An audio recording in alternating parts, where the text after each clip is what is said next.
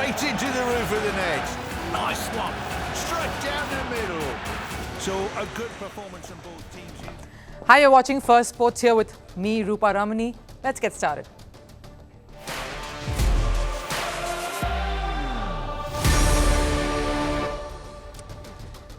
On the show today, Pakistan chess players seem to have learned from the mistakes their hockey counterparts made, supporting China against India in the final.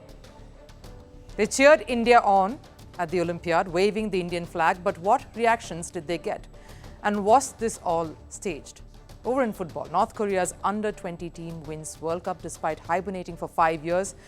Is this strict North Korean system affecting their culture and stature in the sporting world? And over in cricket, Bangladeshi superfan is allegedly attacked at Kanpur's Green Park Stadium. What does he say afterwards? And how hostile is the India-Bangladesh tie really? Will it also affect Shakib Al-Hassan, who sent out a plea to play his last game in front of his home crowd in Bangladesh? But can he? Stay on for more on all of these stories, but first, let's take a look at the headlines. Starting with tennis, men's world number one Yannick Sinner began his title defense at the China Open. The Italian faced a tough battle from Nicholas Harry. However, Sinner fought back from a set down to secure a 4-6, 6-3, 6-1 win. Over in Formula One, 8-time race winner Daniel Ricciardo will leave Red Bull-owned RB. RB announced he will be replaced by New Zealand's Liam Lawson for the rest of the season. Lawson has been on Red Bull's standby list since 2022. He even filled in for Ricciardo last year when he got injured. Toyota will end its sponsorship of the Olympics and the Paralympic Games. The Japanese giant feels the Games are increasingly getting more political. Toyota, the top sponsor of both these events, had signed a 10-year contract. The world's largest automaker says it will not renew it as the athletes are put on the back burner. However, the company said it will still support athletes financially. Over in baseball, a fan has filed a lawsuit to oppose the sale of baseball star Shohei Ohtani's 50th home run ball. Ohtani made history last week to touch 50 home runs and 50 bases in a single season. The fan claims he's the rightful owner. The person said he grabbed the ball first after it flew out, but another fan snatched it. That same ball will be auctioned with a starting bid of $500,000. Cricket news. West Indies all-rounder Dwayne Bravo has announced retirement from all forms of cricket just hours after he announced that he will quit playing the sport. Bravo joined IPL outfit Kolkata Knight Riders as their mentor. They, in fact, will be trying to defend their IPL win, which they achieved under current India coach Kanpur. A fan who directed racist chants towards Real Madrid forward Vinicius Jr. was given a prison sentence. However, the punishment has been suspended after the unnamed person apologized to the footballer. Vinicius' racial abuse occurred during a match in Spain's Mallorca last year.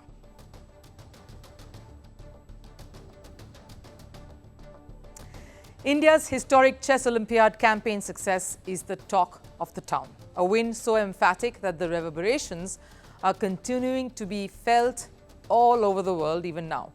The double gold impressed some of the prominent names in chess. All the big guns took a note of India's big win. And after making the road offline and wooing the top brasses, the buzz on the internet took over.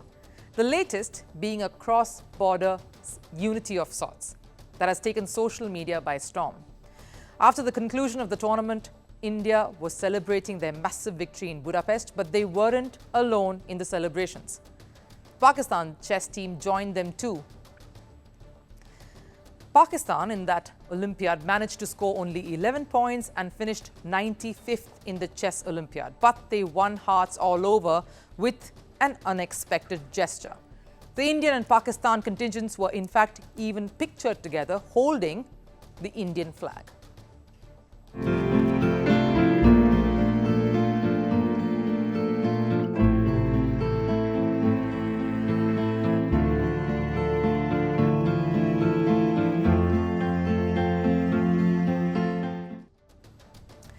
although the two nations are neighbors, separated by just a border, the political differences are so massive that such sights are indeed very, very rare. In the sporting world, however, this has reignited into an intense rivalry. The recently concluded Hockey Asian Champions Trophy is the biggest example of this. A tournament where Pakistan finished third. But it was the act that followed their elimination that really disappointed everyone. Pakistan's hockey team was seen supporting China by waving the Chinese flag during the final against India. Pakistan's hockey team was ridiculed everywhere for this gesture, especially after India won that final. So clearly, when the Pakistani chess team posed for a picture with the Indian team and showed their respect towards the Indian flag, they were hailed on the internet. The love came not just from Indian fans, but also from many Pakistani supporters.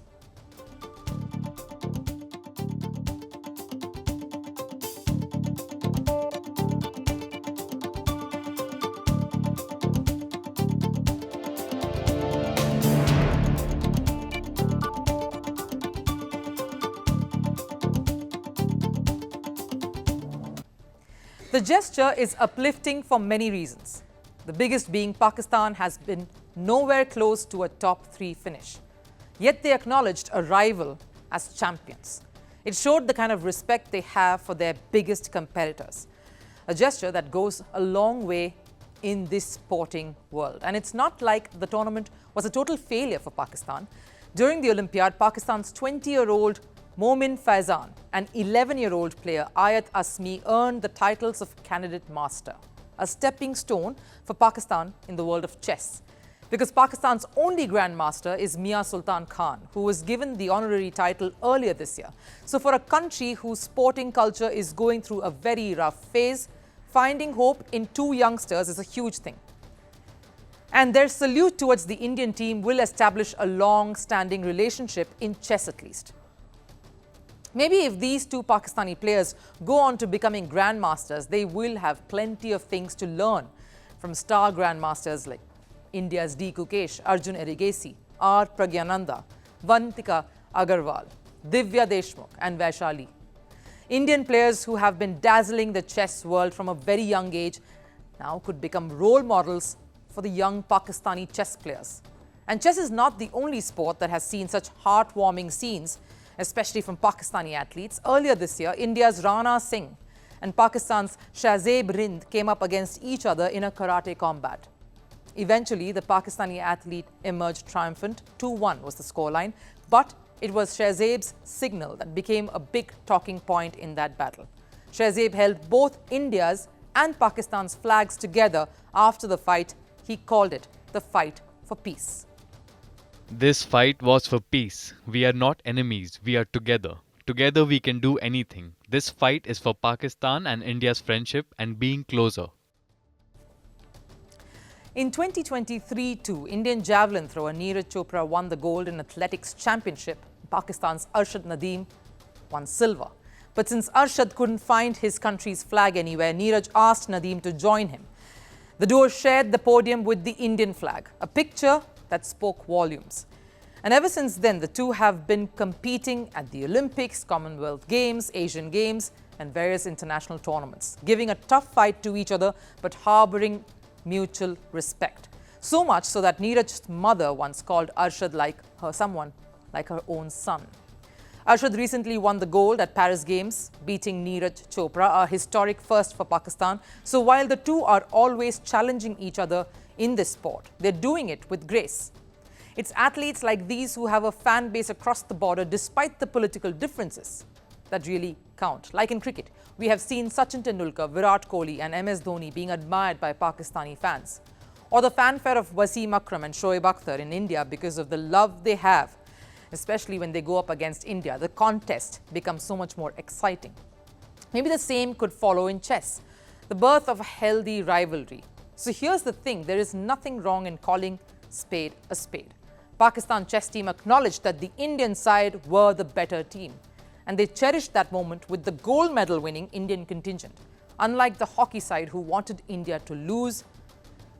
Now, intense rivalry is great, but that can be achieved through grace too. that doesn't end up demeaning your own country and the state it has in the world of sports diplomacy. Cricketing fortunes of a country invariably hinges on the cricketing fortunes of its stars, the biggest faces who somehow determine the path their country takes in the sport. For Bangladesh, that's Shakib Al Hasan, a very problematic yet influential leader who finds himself at the crossroads. In fact, a lot of the political developments that's going on in the country has really impacted not just the cricket, but also the relationship that Bangladesh shares with India.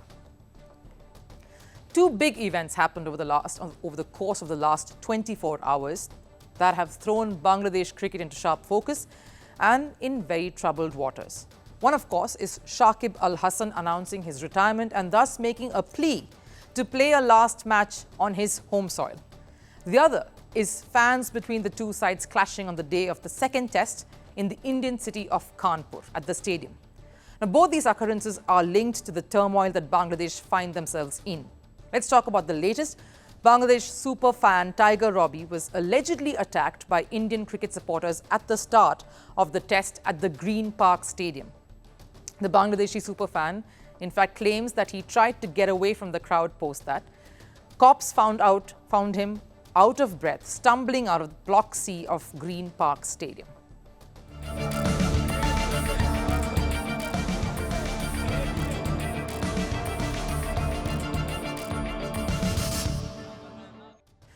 The fan also said that the Indian crowd gathered in the section he was seated in were extremely hostile towards him and had been constantly hurling abuses at the Bangladeshi supporter. A cop told me not to stand at the block. I was there only because I was scared. They were hurling abuses since morning. I've watched enough Bollywood movies to understand the abuses.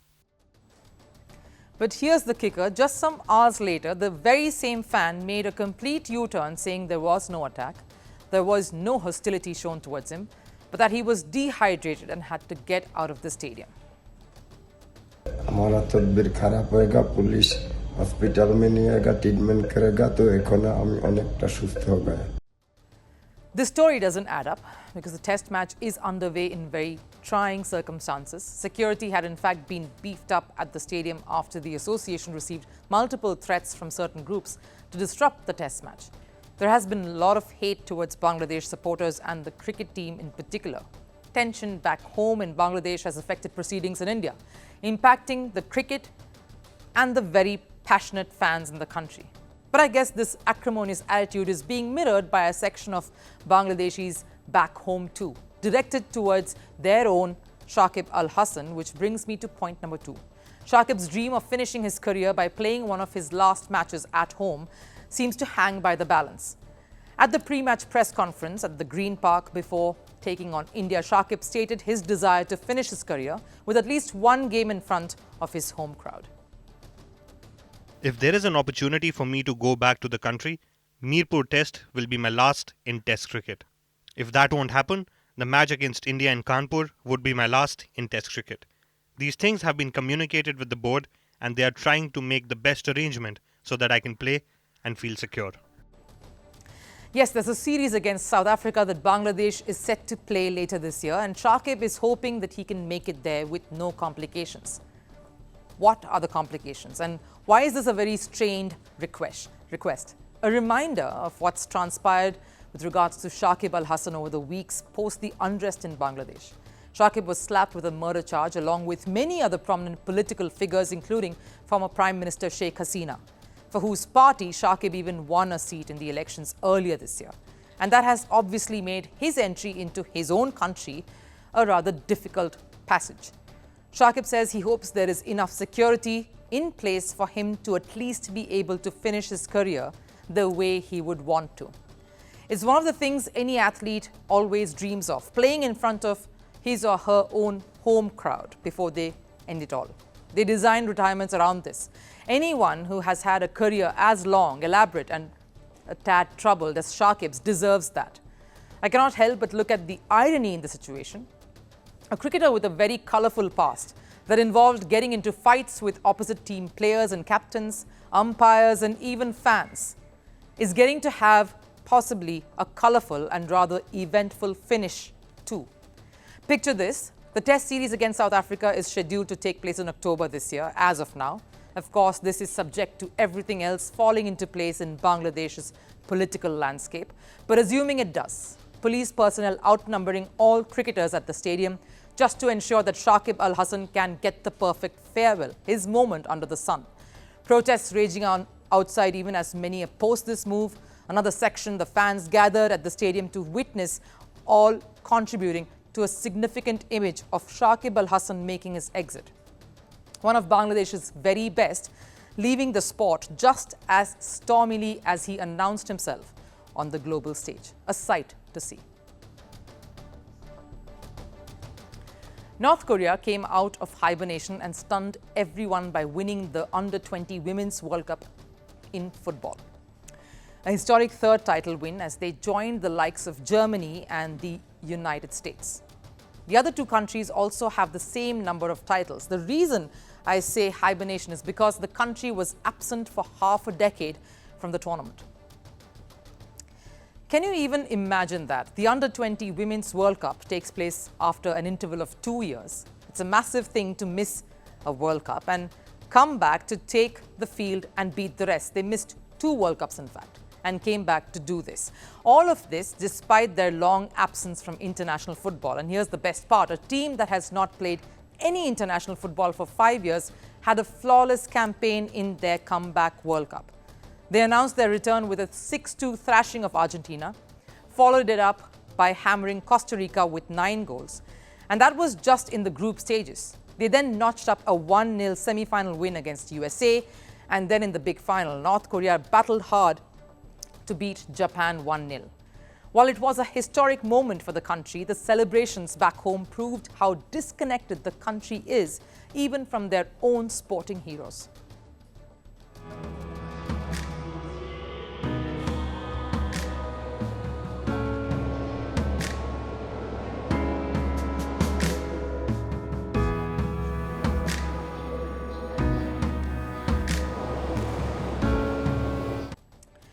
Even on the international circuit, a majority of the players are unknown to the rest of the world. The girl who set the tournament on fire and scored the winner for North Korea in the final, Cho Il-sun, is an unknown face in international football. Someone who won the Golden Ball and the Golden Boot. Why? Because the country we are talking about here is North Korea, a strict regime, an isolated country from the world, and hardly takes part in major sporting tournaments. The only tournament the very talented Cho is seen playing is the domestic club in her country. It isn't just Cho who is a mystery figure in this super talented lineup. The lack of international exposure is a theme across every sport in the country. And when they do participate, it comes with heartache. The biggest example came at the Paris Games. After missing the Tokyo Olympics, the country participated in the Paris edition. A mini comeback there as well, but all athletes were advised not to interact with players from other countries, particularly from South Korea. And those who did had to pay the price, even for a small gesture like smiling with their opponents. Table tennis pair of Kim Kam-yong and Ri Jing-sik, who won the silver medal in the mixed team event, were supposedly scolded for smiling in a picture with the third-placed South Korean team at the podium. And this was not a one-off incident. Back in 2010, the North Korean men's national football team was punished after they crashed out of the World Cup. According to reports, the team manager was forced to retire. He had to take up being a construction worker to earn his livelihood. Athletes were reportedly scolded for at least 6 hours for this performance, that too publicly. Naturally, being an athlete is risky business in North Korea.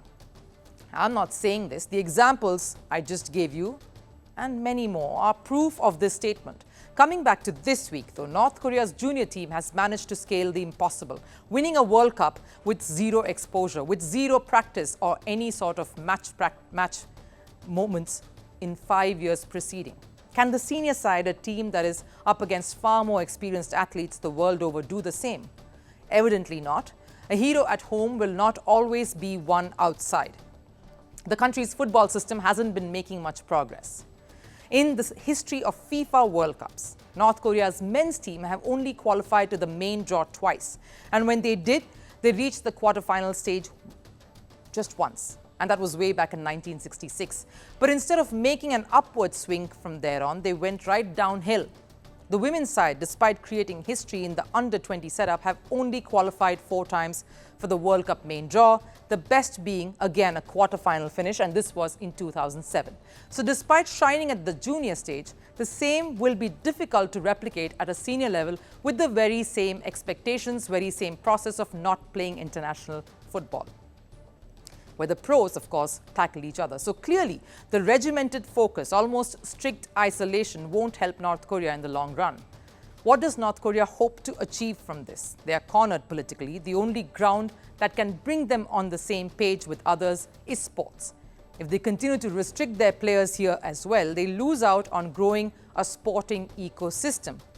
Maybe they should seek some inspiration from South Korea. Quite a tricky one here, but I'm going to state facts. Numbers don't lie. South Korea finished 8th at the Paris Games with 32 medals that included 13 goals. And football remains a massive sport in that country. They are a dominant force in Asia, 2-time winners of the AFC Asian Cup. They have role models who can inspire the next generation. Son Heung-min plays in England for Tottenham, one of the biggest clubs in the Premier League. In the past, they had Park Ji-sung, who won 4 Premier League titles and a Champions League one too. These guys brought the football culture to South Korea, making them a powerhouse. When you look at North Korea, their historic 3 titles in under-20 World Cups is a good morale booster, but it also means that the young players do not have anyone to look up to. You need senior players to be role models. Case in point are players like Sunil Chhetri, Baichung Bhutia for India, who have inspired young footballers in the country. Sadly, the same cannot be said about North Korea. If the 17-year-old Cho doesn't get international exposure or allowed to be played international football, she might just become another name in the history books with a title that says North Korea's golden generation. There is opportunity here, of course, to rewrite the sporting culture and history. Their junior women's team has just won a World Cup.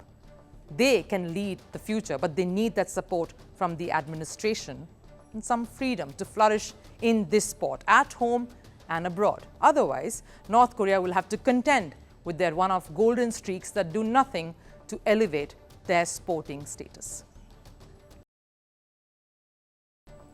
Time for last serve. No pain, no gain. A statement apt for China's pro wrestler Wen Wang Tao. The fighter who aspires to be China's belt and road champion is pushing his boundaries despite lack of facilities in pro wrestling in China. Take a look.